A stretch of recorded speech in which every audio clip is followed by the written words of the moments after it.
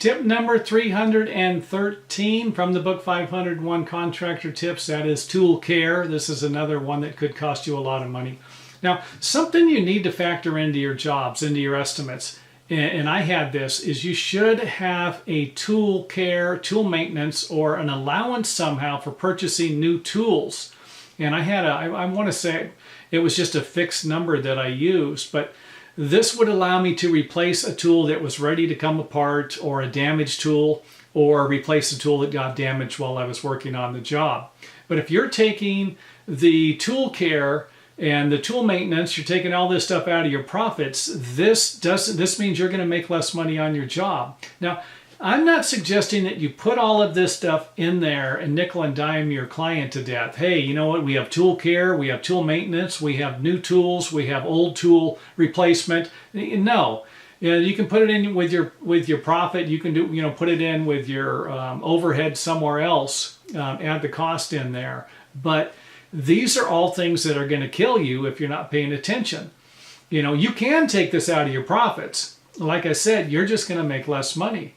If you're hoping to make 10% on a job, but you're charging 15% for profit and overhead, and that 5% is for overhead and tool maintenance, you got it all figured in, you're good to go. But if you're not, you don't have this figured in, it could cost you some money, especially if you have big tools that need to be replaced. I mean, keep in mind, if you do a job and it takes you a month to do this job and you get $200 for tool maintenance that you factored in there, and nothing happens, this money doesn't go in your pocket. Put it in a separate account somewhere else, because you're going to break a tool. It's going to have to be replaced. And when it does, it comes out of that tool allowance, and this gives you an idea of whether or not you can lower this percentage or raise it at the end of the year, or after 2 or 3 years, it'll give you an idea what's going on. It might cost you 1%, it might cost you 2% to have tools repaired, or to buy tools to replace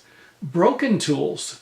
But without knowing what these costs are, you're not going to be an effective business person. There is a bottom line price.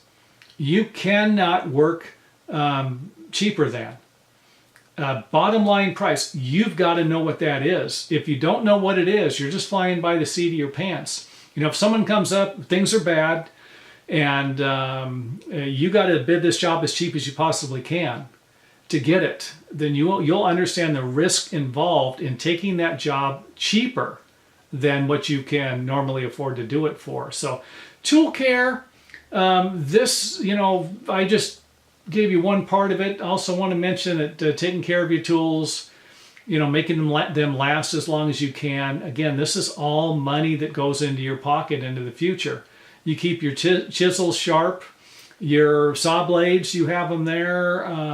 Someone needs them. You don't got to go up to the store and get one. Hey, we don't have 2 Sawzall blades. We need a metal one and a wood one, and I had to go to the store, and it took me an hour to drive there and an hour to get back.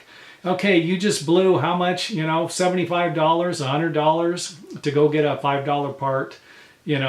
If you had everything organized, you have everything maintained, you're taking care of everything, you have enough tools on the job, you're probably not going to run into these problems. So tool care, again, very important. You take care of your vehicles, take care of your property, make things last as long as you possibly can. And this is going to be extra money that's going to go into your pocket in the future. The longer you do business and the longer you can make these tools last, the better off you're going to be.